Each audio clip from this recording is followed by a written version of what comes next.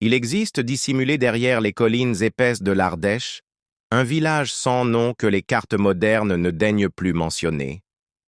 Les routes y mènent autrefois, certes, mais elles semblent aujourd'hui s'étioler dans les bois comme des veines mortes. Aucun panneau ne guide le voyageur égaré vers ce hameau oublié, et même les habitants des bourgades voisines détournent les yeux lorsque le nom de la mine maudite effleure les conversations.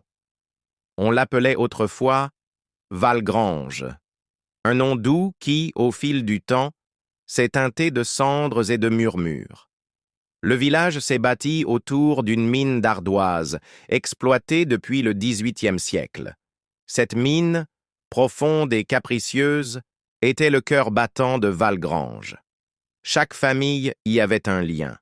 Un père, un fils, un frère y travaillait, parfois y mourait. Mais un jour de 1872, la terre a hurlé. On parle d'un effondrement, d'un grondement venu du ventre de la montagne, suivi d'un silence plus terrible que tout. 36 hommes furent ensevelis vivants. Les secours tentèrent de forer, de creuser, d'appeler, mais la roche resta muette, avalant les cris, les larmes, et bientôt, les noms. Depuis ce jour, les enfants de Valgrange ont changé.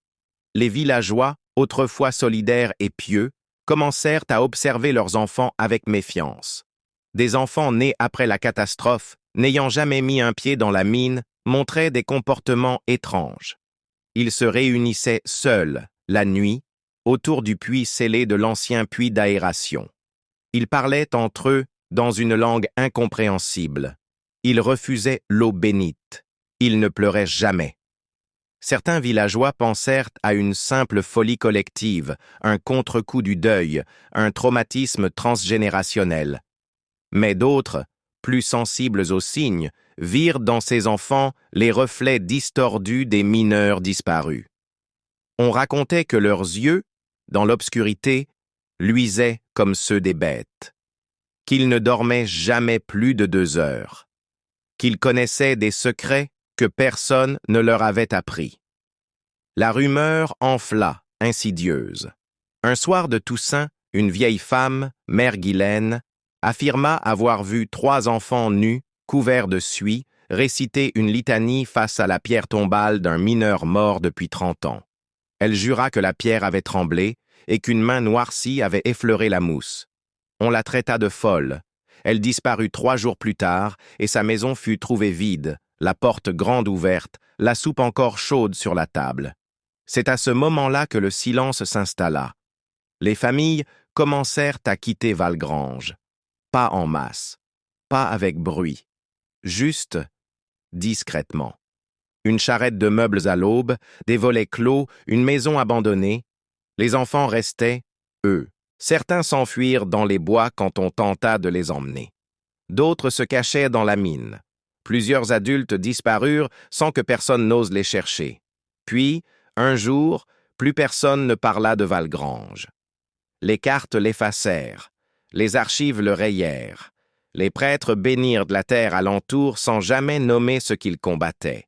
Et pendant près d'1 siècle, nul ne mentionna plus ce village, jusqu'à ce qu'un jeune photographe, passionné de lieux oubliés, décide d'y poser les pieds et de découvrir ce que le passé avait tenté de sceller à jamais.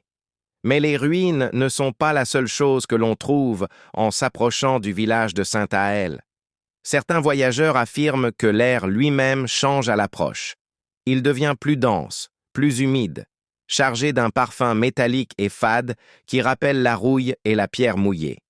La végétation alentour semble se faner légèrement, comme si quelque chose dans le sol ou dans l'air la refusait.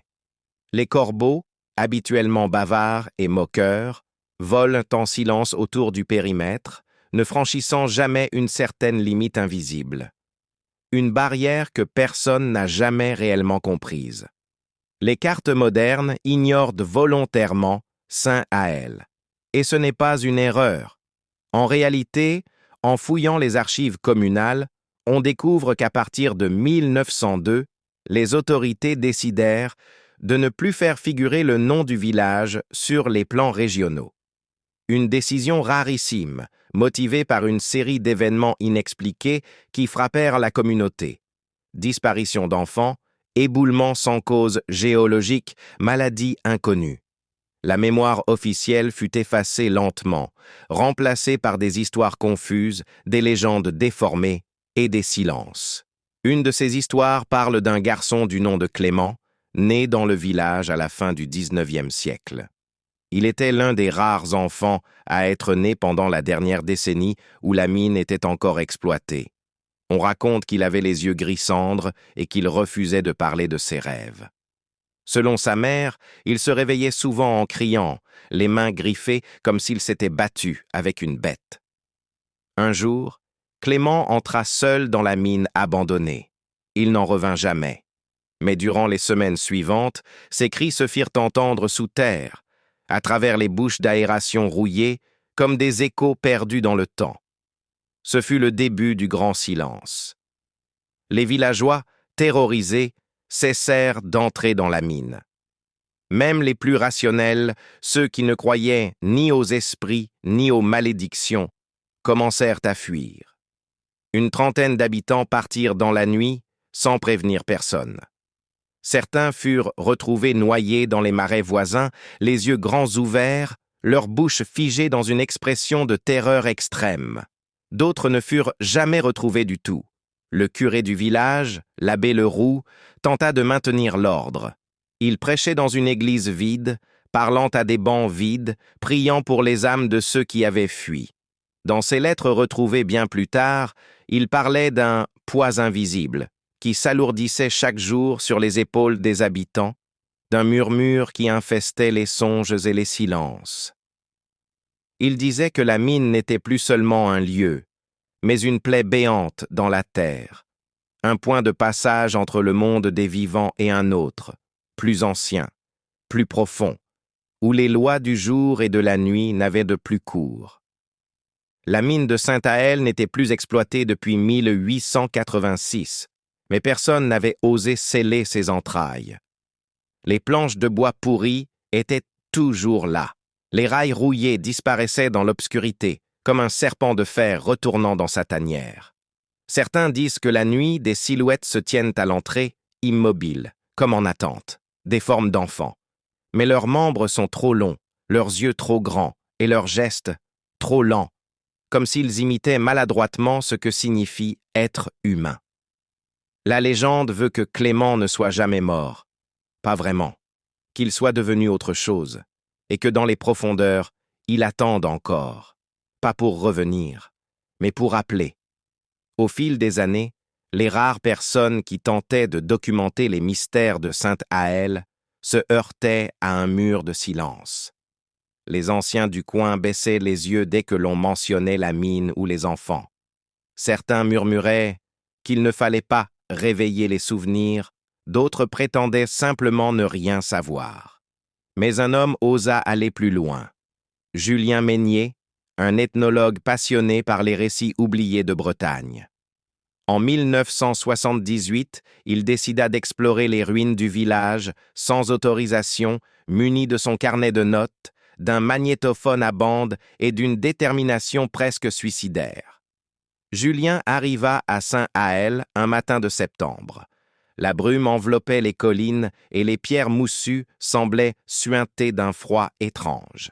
Il nota immédiatement une sensation d'oppression, comme si le village lui-même rejetait sa présence. Il s'installa dans l'ancienne maison du maire, une bâtisse branlante où le vent s'infiltrait par toutes les fissures. Dès la première nuit, il commença à entendre des sons.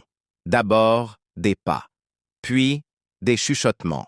Enfin, ce qu'il décrivit comme un grattement sourd, régulier, provenant de sous le plancher. Il tenta d'enregistrer ces bruits, mais les bandes restèrent étrangement silencieuses ou alors déformées par un bourdonnement statique. En fouillant la cave, il découvrit une trappe scellée par des clous rouillés. Lorsqu'il la força, il découvrit un tunnel étroit, creusé à même la roche, s'enfonçant dans la terre. Ce passage, jamais mentionné sur aucun plan du village, menait selon lui à une ancienne galerie oubliée de la mine. Julien ne put y résister. Il y entra, lampe torche à la main, en enregistrant chacun de ses pas. Ce qu'il trouva en bas reste à ce jour inexpliqué. Dans son carnet, retrouvé des mois plus tard, ses notes deviennent confuses, tremblées, parfois illisibles. Mais certains mots reviennent en boucle. Enfant, miroir noir, regard vide et une phrase récurrente. Ils ne dorment pas, ils attendent. Le dernier enregistrement retrouvé sur son magnétophone contenait une séquence de 5 minutes. On y entend Julien respirer lourdement, marcher lentement. Puis il s'arrête, murmure « Mon Dieu ». Et ensuite, le silence. Pas un cri, pas une chute, rien. Juste ce silence oppressant, entrecoupé d'un souffle qui n'était pas le sien. On ne retrouva jamais son corps. Mais quelques semaines après sa disparition, les habitants des communes voisines rapportèrent un phénomène étrange. Les enfants de plusieurs familles se réveillèrent en hurlant, décrivant un homme sans yeux qui leur tendait la main dans leur cauchemar. Certains enfants prononcèrent le nom de Julien, alors que leurs parents juraient qu'ils ne l'avaient jamais entendu. Ce fut suffisant pour rallumer les superstitions. Des prêtres furent envoyés pour bénir les terres. On rebaptisa les rivières avoisinantes. Des pierres gravées d'anciens symboles celtiques apparurent aux abords des chemins forestiers, comme pour contenir quelque chose, ou peut-être pour prévenir. Mais le plus dérangeant resta la réaction des enfants. Ils semblaient attirés par Sainte Aëlle, certains disparaissant quelques heures pour être retrouvés, sales et désorientés, près des ruines. L'un d'eux, une fillette nommée Aude, ne dit pas un mot pendant des semaines après avoir été retrouvée. Lorsqu'elle recommença enfin à parler, ce fut pour dire une seule phrase, encore et encore. Clément m'a dit qu'on pouvait jouer pour toujours. La légende de Saint Aëlle ne concernait donc pas seulement le passé. Elle s'insinuait dans le présent, contaminait les souvenirs, infectait les rêves. Il ne s'agissait plus de croire ou de ne pas croire. Il s'agissait de sentir. De sentir que certaines blessures ne se referment jamais et que certains enfants, même oubliés, continuent de marcher dans le noir. L'affaire Julien Meignet fut vite classée comme une disparition accidentelle. Officiellement, il aurait chuté dans un ancien puits de mine, dissimulé sous les broussailles, et son corps, impossible à retrouver, serait aujourd'hui enseveli sous les décombres d'un effondrement. Mais dans les marges de son carnet retrouvé, une phrase revenait encore et encore, tracée avec une pression de plus en plus marquée « Ils sont là, ils écoutent ». Cela devint presque une obsession pour quelques chercheurs de l'occulte qui virent dans cette répétition un appel, un avertissement ou les derniers fragments d'une raison qui vacillait. À la fin des années 1980, une équipe de cinéastes amateurs, fascinés par la légende de Saint Aëlle, entreprit de tourner un court-métrage d'horreur inspiré de la mine. Leur projet, intitulé « Sous la poussière », n'a jamais vu le jour. Le tournage fut interrompu brusquement au bout de 3 jours, après que 2 membres de l'équipe eurent quitté le site, manifestement en état de choc. Dans une interview, l'un d'eux déclara simplement « On nous regardait, tout le temps, même quand on dormait ». Le matériel filmé, conservé dans une boîte métallique, fut retrouvé dans un vide-grenier à Rennes en 2002. Sur les cassettes, aucune scène de tournage. Juste des plans fixes de l'entrée de la mine, de longues séquences muettes, où le vent semble porter des sons indistincts. Certains ont prétendu y entendre des rires d'enfants, des chuchotements ou des fragments de comptines anciennes. D'autres n'y ont vu qu'un vide inquiétant. Mais ce qui frappa le plus, c'était la dernière bande.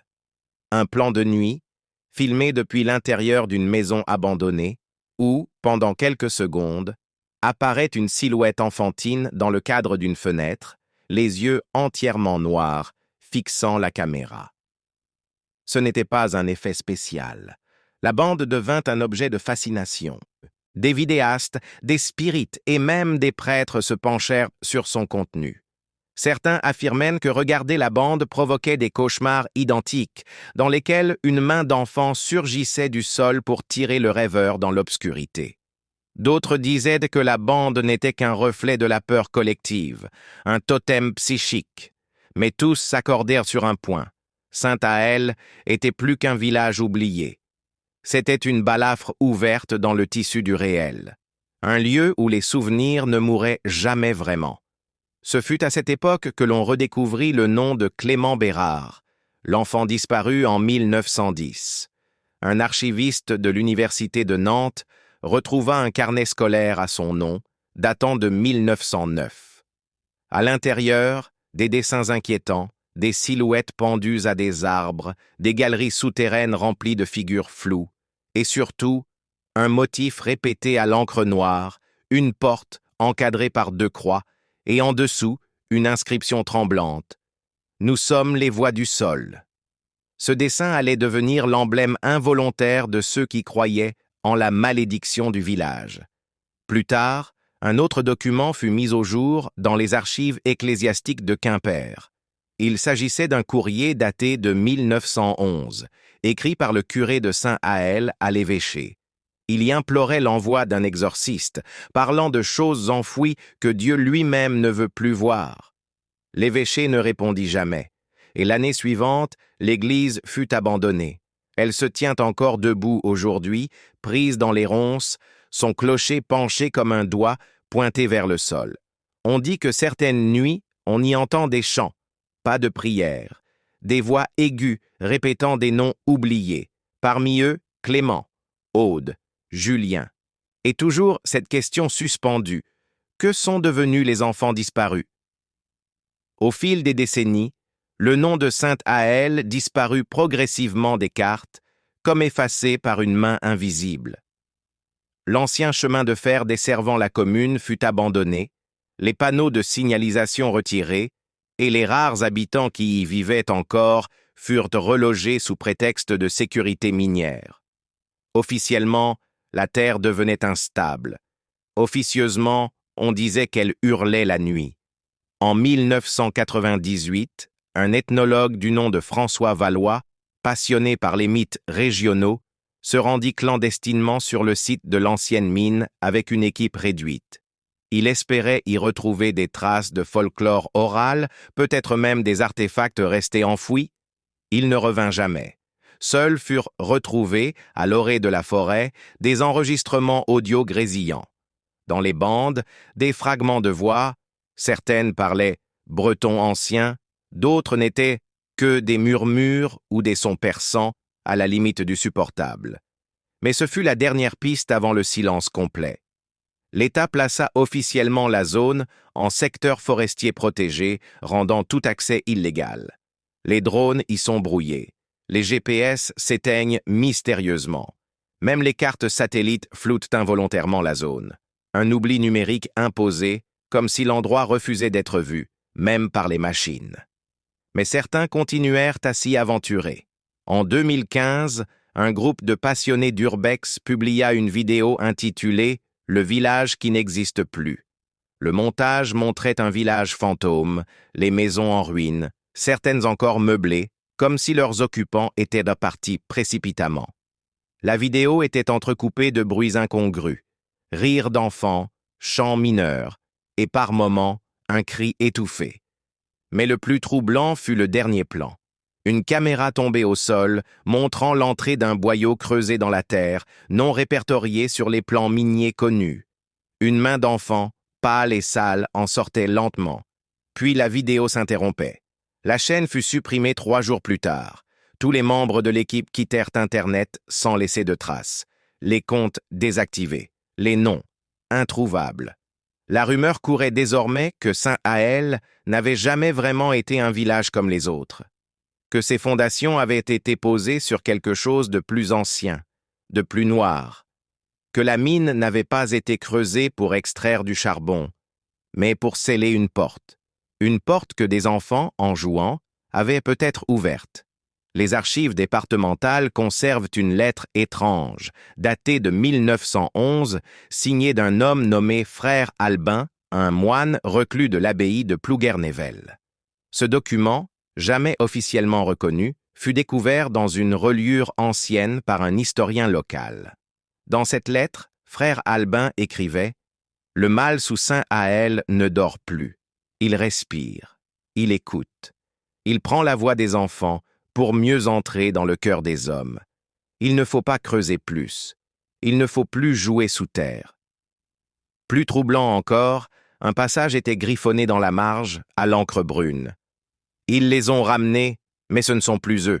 Les yeux sont vides et pourtant pleins. » Des mots semblables furent retrouvés, des décennies plus tard, gravés sur les murs intérieurs d'une école abandonnée du village.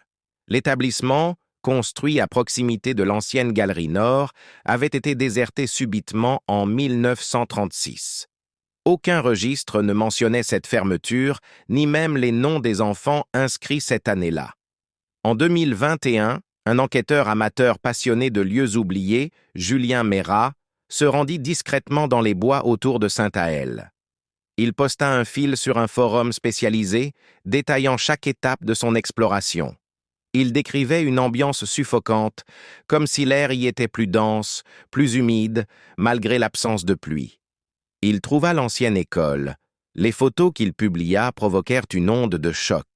Les bureaux restaient alignés, les cahiers ouverts sur des dessins d'enfants étrangement répétitifs. Toujours le même puits, les mêmes visages sans yeux, les mêmes jeux de marelle dont les cases descendèrent sous terre. L'un des dessins, presque effacés, montrait une silhouette noire penchée sur un groupe d'enfants endormis. Mais la dernière image postée par Julien avant qu'il ne disparaisse du forum représentait un couloir creusé à même la roche, éclairé par sa lampe frontale. Sur la paroi, une phrase peinte en rouge semblait fraîche. « Ils entendent encore. » Depuis, son profil est resté muet. Des utilisateurs du forum affirment avoir tenté de le contacter en vain. L'adresse IP utilisée pour poster ces messages renvoyait à un relais disparu depuis 1994, selon les registres. Les légendes parlent alors d'une voix qui hante les entrailles de la terre.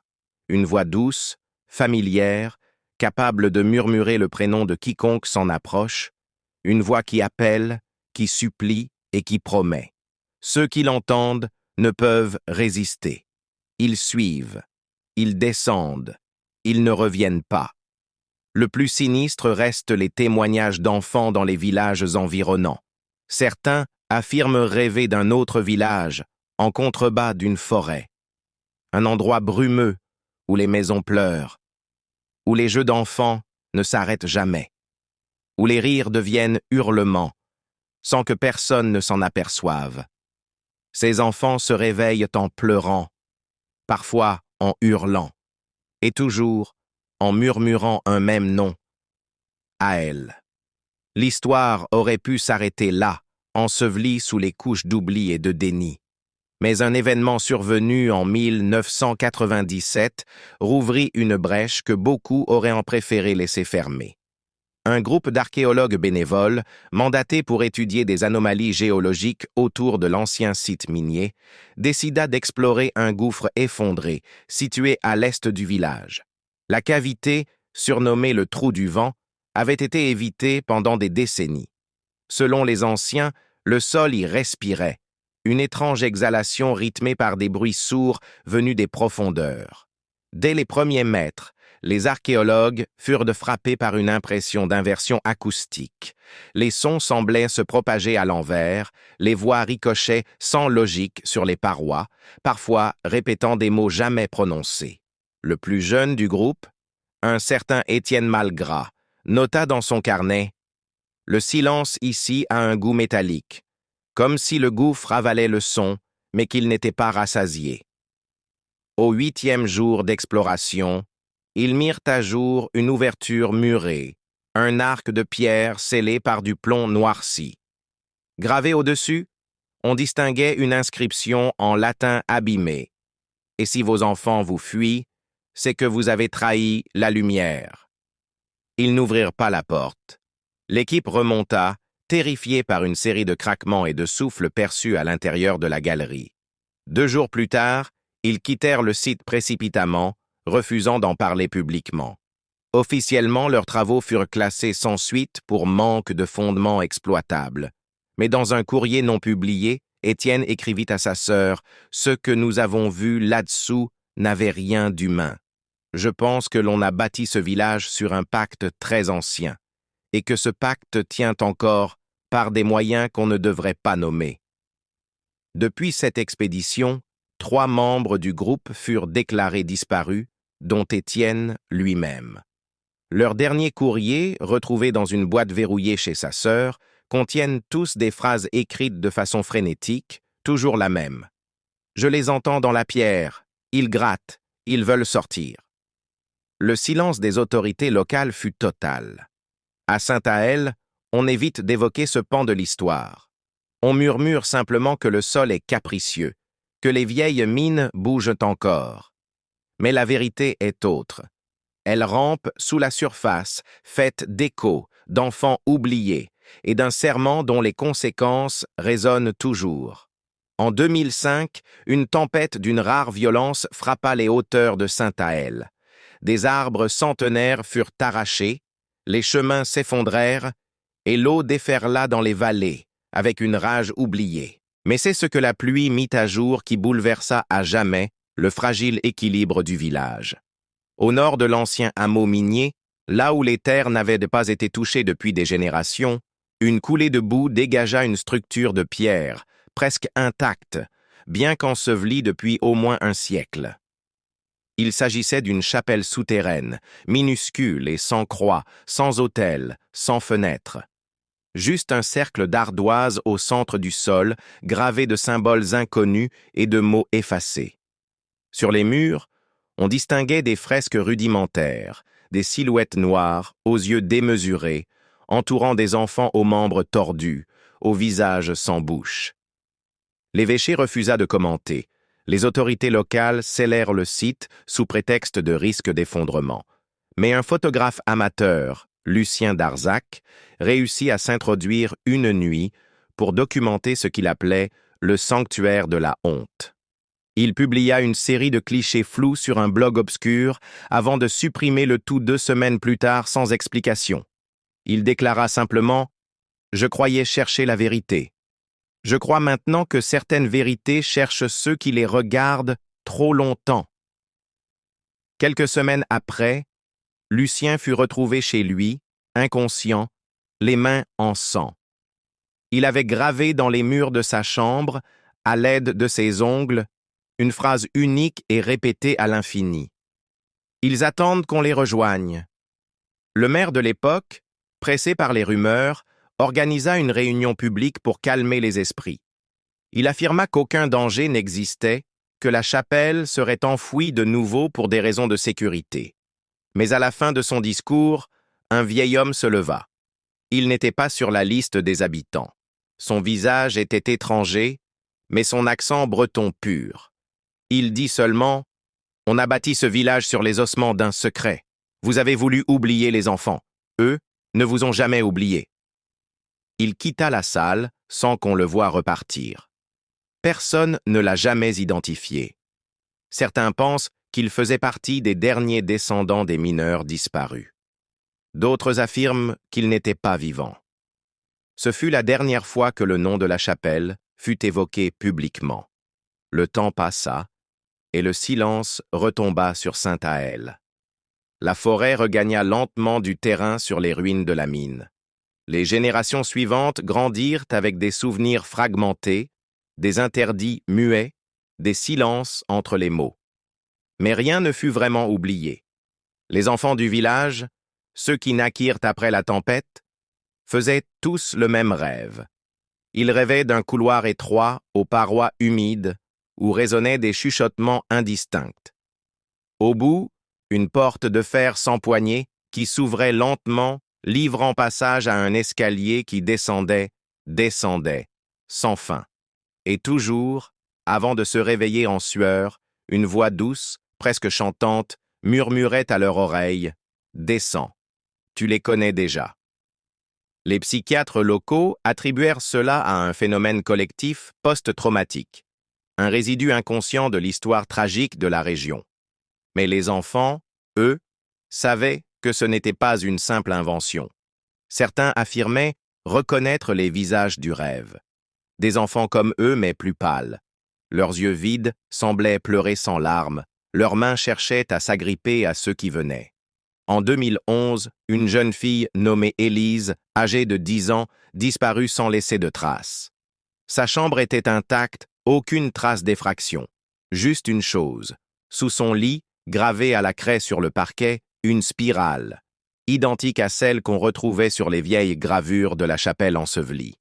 La police mena l'enquête, mais rien ne fut retrouvé. Pas même ses vêtements. Peu de temps après, un instituteur local découvrit un dessin glissé entre les pages d'un manuel oublié à l'école. Il montrait un groupe d'enfants dans une grotte, autour d'un puits sans fond.